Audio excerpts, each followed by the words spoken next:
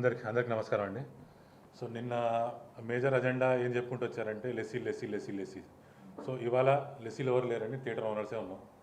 నేను ఒక 4 థియేటర్లో ఉన్నారు, ఈయన ఒక 2 థియేటర్లో ఉన్నారు, సార్ 2 థియేటర్లో ఉన్నారు, సార్ ఇంకో థియేటర్లో ఉన్నారు. అందరు థియేటర్ ఓనర్లే. ఇక్కడ ప్లేస్ సరిపోదు కాబట్టి మేము తక్కువ మంది ఓన్లీ సిటీ ఎగ్జిబిటర్స్ వచ్చాము, వీడికి ఓనర్స్ మాత్రమే వచ్చినాం. సో ఇది వాళ్ళు చెప్పుకుంటూ వచ్చింది ఏంటంటే లెస్సీ ఎక్కడ లేదండి, ఓనర్స్ కోరుతున్నారు, ఇది ఓనర్సే కోరుతున్నారు, మాకు పర్సంటేజ్ కావాలని.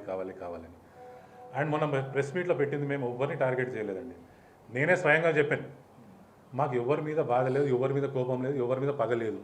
మా సర్వైవల్ కోసం మేము ఈ పర్సంటేజ్ అడుగుతున్నాము, మేము ఎవరిని కించపరుస్తానికి అది కాదు, మా సర్వైవల్ కోసం.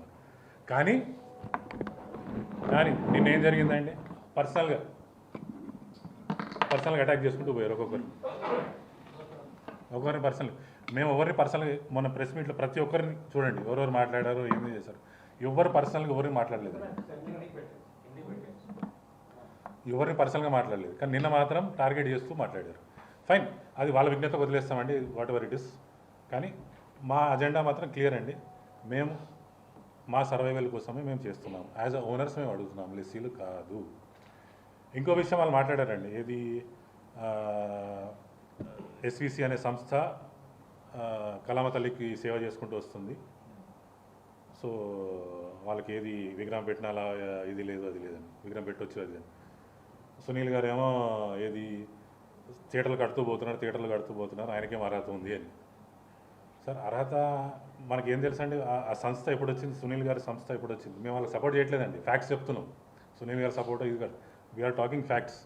1969లో వాళ్ళు డిస్ట్రిబ్యూషన్ స్టార్ట్ చేశారండి.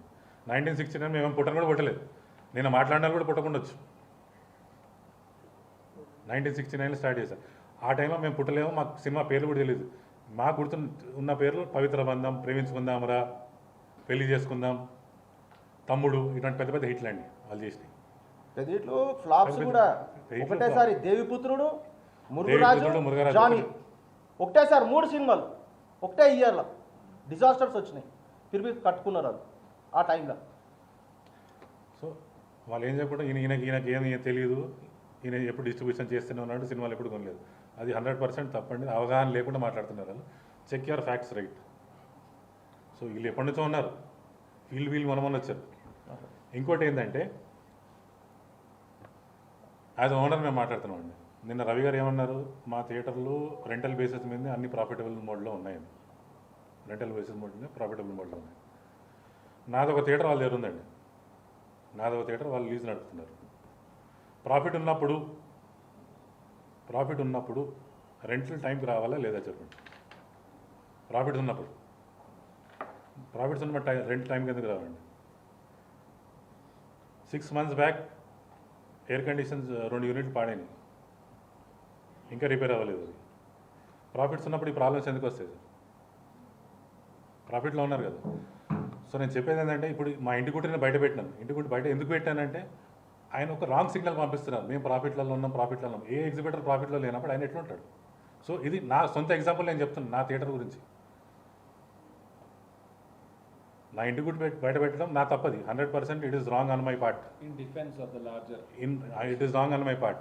కానీ లార్జర్ ఇంట్రెస్ట్ కోసం అందరు లాసుల్లో ఉన్నారండి, ఆయన ప్రాఫిట్లో ఎట్లా ఉంటాడు. So it is sending a wrong message to all other producers, saying that ఏంటంటే ఆయన ఒక్కడే ప్రాఫిట్లోనే మేమేదో తప్పులు చేస్తున్నాం అన్నట్టు.